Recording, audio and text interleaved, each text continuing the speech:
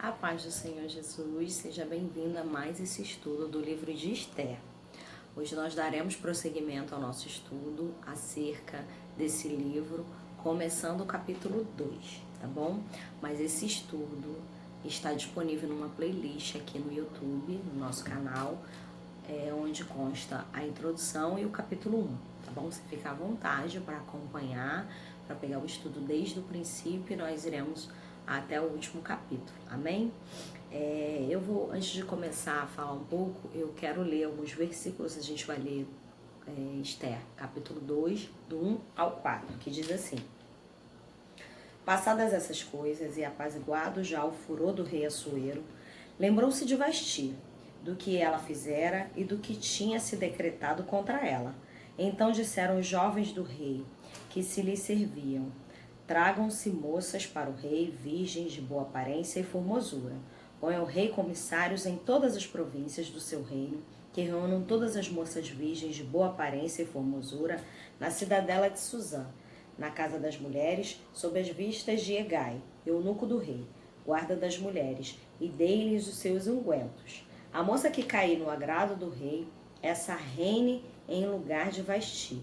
Com isto concordou o rei, e assim o fez. Então, você lembra um pouco, se você não assistiu ainda, você volta no capítulo 1 para saber o porquê, o que aconteceu, quem é Vasti, o que ela fez. E chegado o momento que, passado todas essas coisas, o rei se viu sem rainha. De repente, ele não tinha mais uma rainha. Ele tinha outras mulheres, dizem que além das mulheres, ele tinha um harém, né? Isso era comum. Ele tinha esposas, mas ele tinha aquela que era a rainha. Só que devido ao que Vasti fez, devido tudo o que aconteceu no capítulo 1, ele não tinha mais. E de repente, ao se ver sem rainha, ele recebe o conselho. Que conselho foi esse? Dos jovens, para que ele possa convocar mulheres, para que ele possa convocar virgens, para que venham à presença, para que esteja sob os cuidados do eunuco e de um eunuco específico que é de sua confiança, que seria Hegai, e que a partir dessas virgens, dessas mulheres, ele dali tirasse uma que reinasse no lugar de Vasti, ou seja, dali daquelas virgens que viriam, que atendessem essa convocação, ele ia tirar uma rainha, uma nova rainha. E é nesse interim que a gente começa, e aí sim entra a personagem principal que leva o nome dela no livro, né? E hoje a gente vai falar um pouquinho desse chamado. Mas tinha algumas, como é que eu posso dizer? Algumas exigências para que essas jovens se chegassem. Primeiro, que elas precisavam ser formosas, virgem, de boa aparência. Depois, elas precisariam passar por uma preparação com ungüentos. Depois, quem agradasse, aí sim ia reinar no lugar de Vasti. E estudando um pouquinho esse contexto, estudando a história, estudando a partir desse período, a gente percebe que assim, houve uma convocação em todas as cidades. Todas as jovens que se encaixavam nessas características, que fosse formosa, virgem, de boa aparência, atendiam a essa convocação. Mas não quer dizer que essa convocação fosse uma convocação de livre escolha. Não é isso. Conforme os reis persas, eles tinham esse costume de ter um harém. Então, para poder ter um harém, tem que ter mulheres. Então, se buscavam jovens. E não necessariamente elas viam a bom grado. Não sempre eram a bom grado. Muitas vezes eram obrigadas a se dirigir ao palácio, né? E dentro dessa convocação, e dentro dessa obrigatoriedade, vai surgir a personagem que também vai atender esse chamado, e a gente vai entender um pouquinho mais à frente que não era tão livre escolha assim. Quando a gente lê, você vai entender um pouco mais. E agora eu quero ler com você do 5 ao 8. No 5 diz assim: Ora, na cidadela de Suzã havia um certo homem judeu, benjamita, chamado Mordecai, ou Mardoqueu, dependendo da versão que você tenha na sua Bíblia. Filho de Jaís, filho de Semei, filho de Quis, que fora transportado de Jerusalém com os exilados, que foram deportados com Jeconias, rei de Judá, a quem Nabucodonosor, rei da Babilônia, havia transportado. Ele criara Hadassa, que é Esté, filha do seu tio, o qual não tinha nem pai nem mãe, e era jovem e bela, de boa aparência e formosura. Tendo-lhe morrido pai e mãe, Mordecai a tomara por filha. Em se divulgando, pois, o mandato do rei e a sua lei, ao que se ajuntaram muitas moças na cidadela de Suzã, sobre as vistas de Hegai, levaram também Esté, a casa do rei, sob os cuidados de Hegai, guarda das mulheres. Quando a gente percebe nesse versículo 8, quando fala assim, levaram-na, e levaram, entende-se que assim, não necessariamente ela foi de bom grado. Em outra versão, deixa eu ver se é nessa aqui da NAA, que diz que é levaram-na. E aí a gente percebe que não foi assim, como é que eu posso dizer, uma escolha, né? Mas como se encaixava nesses requisitos, nesses pré-requisitos, como se descreve logo Esté, de boa aparência, né, formosa, levaram-na. Que diz assim, ó, vou ler o 8 de novo. Quando a ordem e o decreto do rei foram divulgados, muitas moças foram levadas, olha só, para a cidadela de Suzã, sob os cuidados de Hegai. Levaram também Esté ao palácio real e entregaram aos cuidados de Hegai, guarda das mulheres. Então a gente percebe que não é uma convocação tão amistosa assim, mas uma convocação que quem se encaixava nessas condições teria que se dirigir ao palácio e estar sobre os cuidados, né? Mas antes de falar um pouquinho mais dessa parte das jovens, eu queria falar de Mordecai. Eu queria falar, chega no versículo 5 do capítulo 2, aparece esse personagem, aparece Mordecai, ou Mardoqueu, aparece esse tio de Esté. E a palavra já começa dizendo, um certo homem chamado, de onde ele veio de Jerusalém, com quem ele veio com os exilados, de que tempo ele veio, a quem Nabucodonosor, rei da Babilônia, havia transportado. Então vai dizendo de onde ele era, do tempo que ele foi retirado, por quem ele foi retirado. Então ele não era uma pessoa qualquer, ele era uma pessoa que morava em Jerusalém, na época do rei Jeconias, rei de Judá. E aí Nabucodonosor chega, leva todos os exilados e Mordecai vai levado cativo nesse tempo. Chega agora, Mordecai está onde? Habitando nas cidadelas de Suzã, está habitando em Suzã, né? E de repente esse homem, ele ouve esse chamado. E aí, por que é interessante falar um pouquinho de Mordecai? Porque a gente percebe que ele foi exilado, né? Entende-se também que famílias eram levadas juntas, porque famílias moravam nas proximidades. E de repente Esté, Hadassa, perde pai e mãe. E tem ali o tio Mordecai, ele a toma por filha, então ele passa a cuidar dela, né? E de repente ele ouve essa convocação e ele percebe que Esté se enquadra nessa convocação. Outra coisa interessante também falar é que quando começa a falar de Esté, no versículo 7 fala, ele criara Hadassa, que é Esté, né? Por que há essa mudança de nome? E o que significa o nome Hadassa? Significa mirtilo ou murta. Essa planta significa o perdão e a aceitação do Senhor com o seu povo. E ela recebe um nome babilônico, que é Esté. O que significa Esté? Estrela, o nome de uma deusa babilônica. Então, nessa época que se fala diáspora, o que é diáspora? Era o indivíduo ele ter dois nomes. Quando o povo é levado cativo, quem leva cativo quer tirar a identidade daquele povo. E o que é a sua identidade? O seu nome. Você tem uma carteira de identidade. O que te difere de qualquer outra pessoa? O seu nome, a sua digital, não é isso? Você pode até ter homônimos, né? Pessoas que têm o mesmo nome por extenso que o seu, mas a sua digital ela é única. Você é único. Então, nessa época que o povo é levado cativo, quem estava sob por quem eles estavam subjugados, né? Quem estava ali sob o domínio e eles estavam ali cativos debaixo daquele rei, né? Que era Assuero, ali se dava-se outro nome, se dava-se um nome referente aos costumes deles, no caso. Deram a Esté um nome deram a Radassa um nome de Esté, que significa estrela, uma deusa babilônica. Mas ela sabia quem ela era. Mardoqueu também sabia quem ele era. E não, apesar de ter até o nome mudado, não muda a essência de quem de fato é. Será que a gente preserva a essência de quem de fato somos? Hoje a gente não vive muito essa coisa de ter que mudar nome, mas a gente percebe que existem apelidos.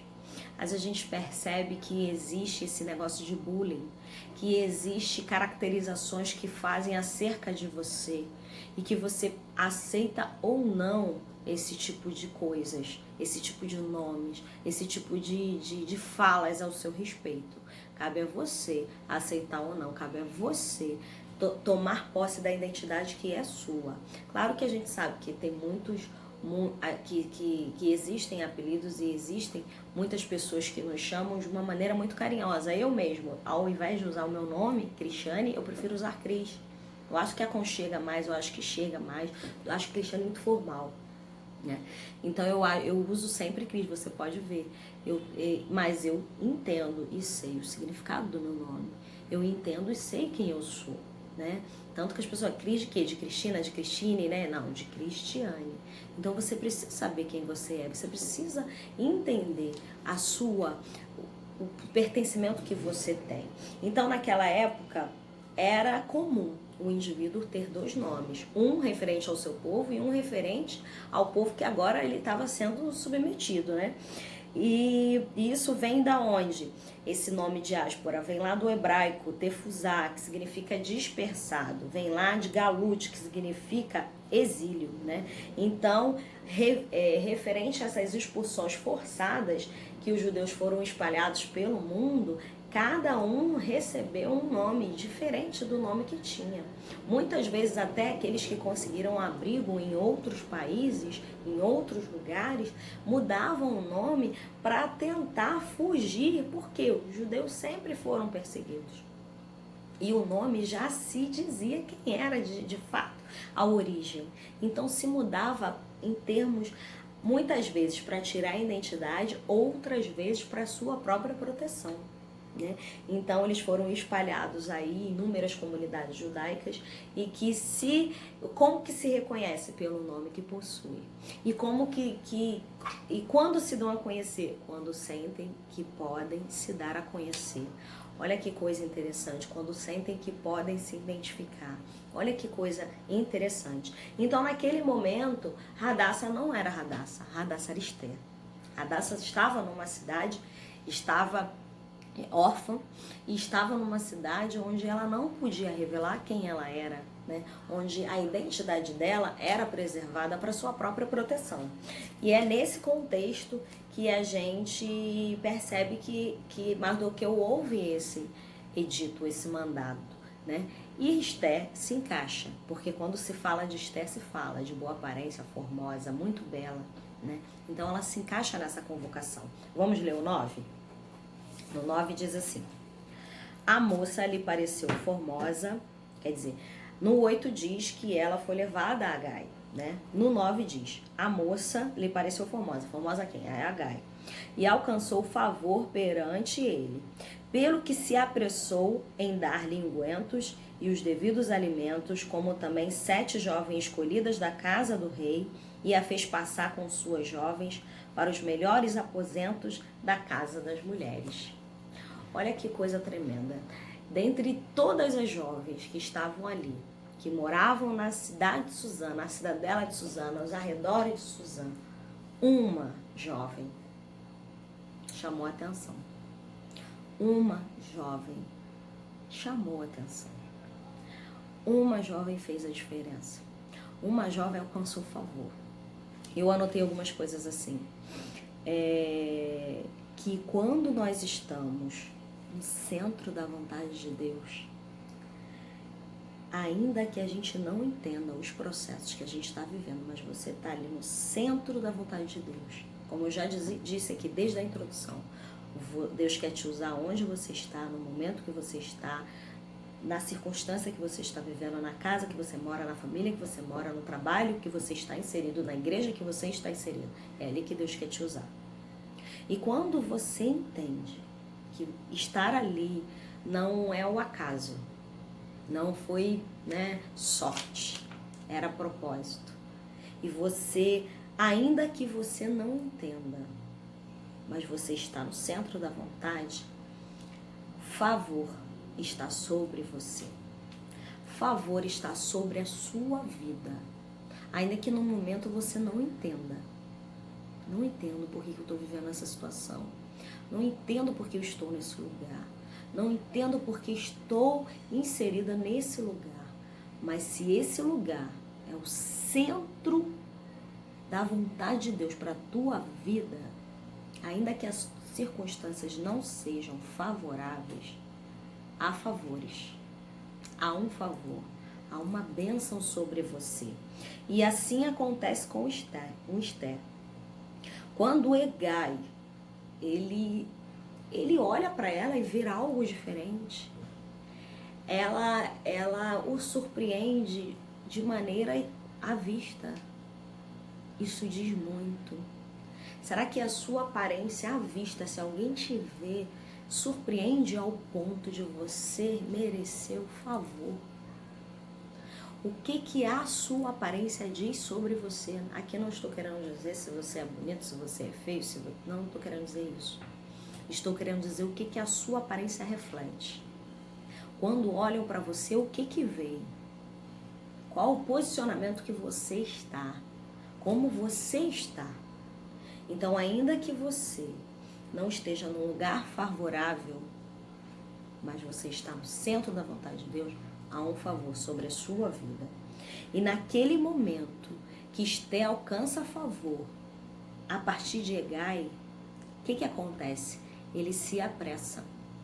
Ele se apressa em dar os ungüentos necessários para a preparação dela. Ele se apressa em separar 7 jovens mulheres para poder cuidar, 7 mulheres que estariam com elas. E direciona tanto Esther quanto as 7 por um aposento especial. Quando você está no centro da vontade de Deus, ainda que ela tenha sido levada sem o consentimento dela, sem a vontade dela, mas ela estava ali para cumprir um propósito que ela não sabia ainda, porque ela não sabia. Ela se via como uma órfã, a que não tinha casa, porque era cativa, né? Aqui encontrou já favor a partir do seu tio. Mas o que ela era, uma jovem. E às vezes a gente pensa, o que eu sou? O que eu tenho? Né? E ela foi levada, ou seja, além de ter todas essas características, ela também não teve a vontade. Ela foi levada. Levaram-na. Mas ela estava no centro da vontade de Deus. E por ela estar no centro da vontade de Deus, há um favor sobre a vida dela. E o que é mais lindo disso, além do favor alcançar ela, alcançou também aqueles que estavam ao redor dela. Porque houve 7 mulheres separadas para cuidar dela. E as 7 também receberam o melhor. E as 7 também foram encaminhadas para o melhor. Quando você está no centro da vontade de Deus, há um favor sobre a sua vida. E quem está ao seu redor também recebe esse favor. Também é abençoado. E eu vou falar para você, se você se posicionar e abrir o seu entendimento, né, e falar, Senhor, me mostra, porque estou inserida nesse contexto, né? E você se posicionar de maneira que esteja sob a confiança, sabe? Que você confie indiscutivelmente a sua vida aos cuidados do Senhor. Ali você encontra favor e os que estão ao seu redor também serão contemplados com esse favor. O favor não alcança só você, ele contempla outros também. E quando há um favor sobre a sua vida, há uma pressa. Há uma pressa em resolver o que não se resolve. Muitas vezes a gente não entende o lugar. A gente não se submete porque não é onde queríamos estar. Não é a situação que queríamos viver. E pode ser que, por a gente se posicionar desse modo, a gente atrase, sabe? Ao invés de haver uma pressa, ao invés de haver um favor, a gente mesmo se posiciona contrário. Você já parou para pensar nisso? Então, qual a situação que você está vivendo? Esther foi levada, mas ela se submeteu. Ela foi. Ela entendeu. E ainda que não entendesse, ela obedeceu. Porque a obediência é isso, é uma decisão. Você decide obedecer. Eu decido obedecer. E eu vou. Para onde Deus mandar que eu vá. E ali, quando você decide fazer isso, há um favor sobre a sua vida. Então, o que acontece? Deus, ele vai trabalhar entre os pagãos. Que quem era Hegai? Hegai era eunuco do rei, né? E ainda assim, ela encontra favor aos olhos dele, e encaminha para o melhor e com pressa. Ou seja, Deus trabalha entre os pagãos para cumprir a sua vontade e propósito. Olha que coisa poderosa. Vamos ler o 10 e o 11? Diz assim: Esté não havia declarado seu povo, nem a sua linhagem, pois Mordecai lhe ordenara que não declarasse. Passeava Mordecai todos os dias diante do átrio da casa das mulheres para se informar de como passava Esté e do que lhe sucedia. Muito interessante essa parte quando fala que ela não declara quem ela é. Como eu falei um pouquinho antes, obedecer, decisão de obedecer. Ele havia dito para ela não declarar. Ela já estava fora dos olhos dele, fora da vista deles. Se ela dissesse, ele não saberia. Mas ela decidiu obedecer. Ela entende que é necessária uma decisão de obediência. Porque ela sabe quem ela era, ainda que ninguém soubesse quem ela era. E naquele momento, ela é discreta. Mas ela é jovem. Mas ela é uma jovem virgem. Ela é discreta. Ela é sábia. Ela é obediente. Ela não fala demais. Será que a gente consegue ser assim? Será que a gente consegue se conter e não falar? Será que a gente consegue guardar segredos? Será que a gente consegue ter segredos entre só você e o Senhor? Só você e uma pessoa que lhe concedeu uma fala e pediu, não conte a ninguém, uma confiança. Será que você toma essa decisão de obedecer, de se calar? Será que você toma essa decisão? Ou será que você deixa o teu ímpeto, a tua natureza, né, falar? Esté não faz isso. Esté não fala demais. Mesmo estando longe dos olhos, ela mantém a decisão, ela obedece, ela tem o respeito, ela tem a decisão, ela sabe que ele a orientou e que é da melhor maneira. E ela ali decide se calar e se manter discreta quanto ela era.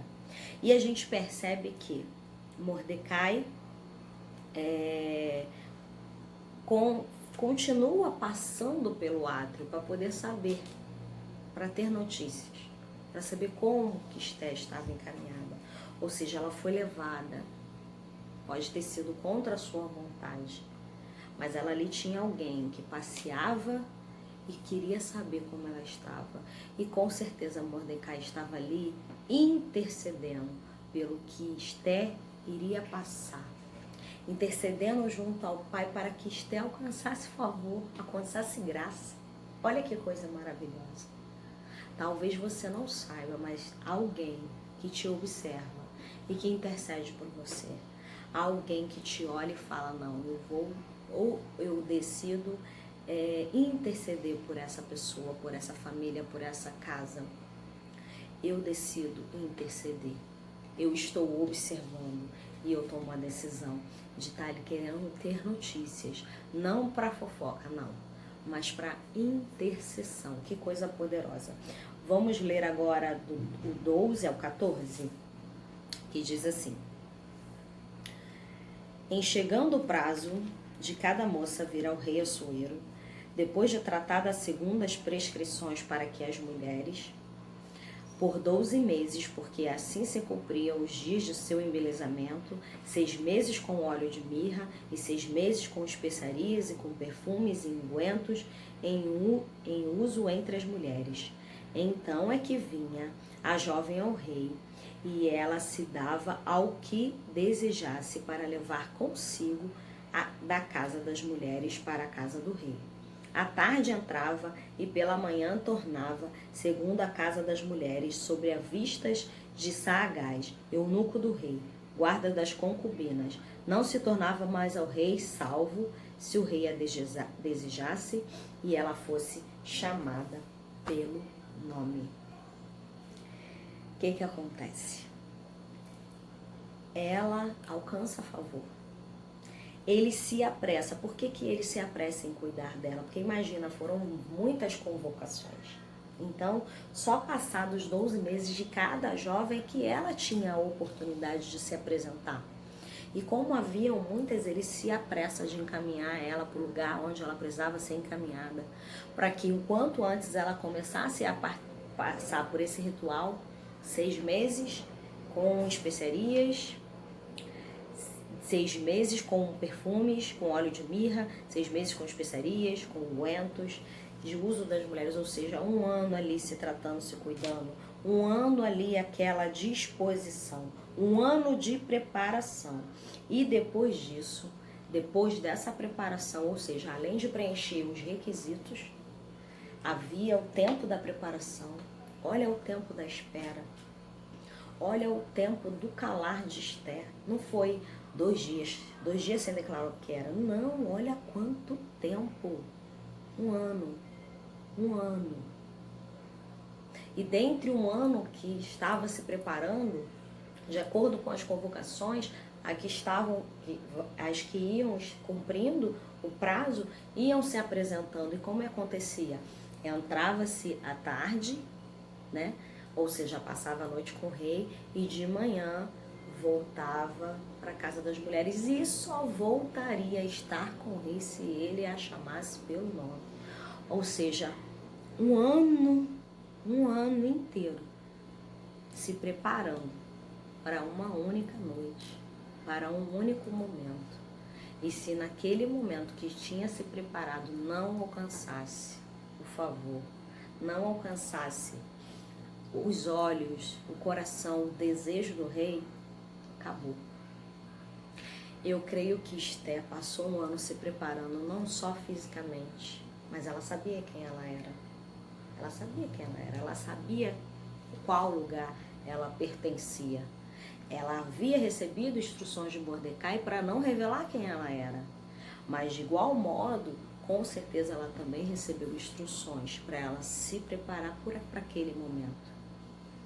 Talvez ela não achasse que ela, uma órfã, né, sem casa, uma cativa, conseguisse achar esse favor. Talvez ela não imaginava. Mas ela se preparou. E nesse tempo de preparo há um tempo de calar, há um tempo de obediência, há um tempo de se manter sob os cuidados, para que se então tivesse a oportunidade de se apresentar diante do rei. Há um tempo de preparação, há um tempo de cuidado, há um tempo de calar, há um tempo de obedecer princípios, de obedecer aqueles que nós estamos subjugados. No caso, ela foi adotada pelo tio, então ela o obedecia diante de tudo que ele havia declarado.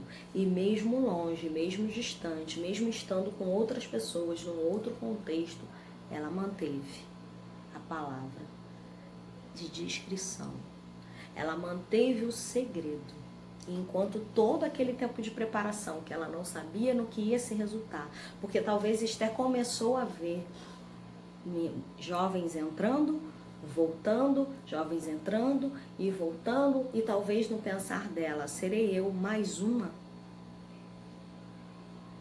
E o tempo de preparação, serei eu mais uma, Senhor? Será que eu sou mais uma que vai entrar, sair e acabou? Qual é o nosso posicionamento nesse tempo de espera? O que nós nos posicionarmos no tempo de espera é o que vai nos revelar quando chegar o momento, a oportunidade que é única. Que é única. E você não pode deixar passar. Nós vamos continuar esse capítulo 2 no próximo vídeo. E que Deus te abençoe em nome de Jesus.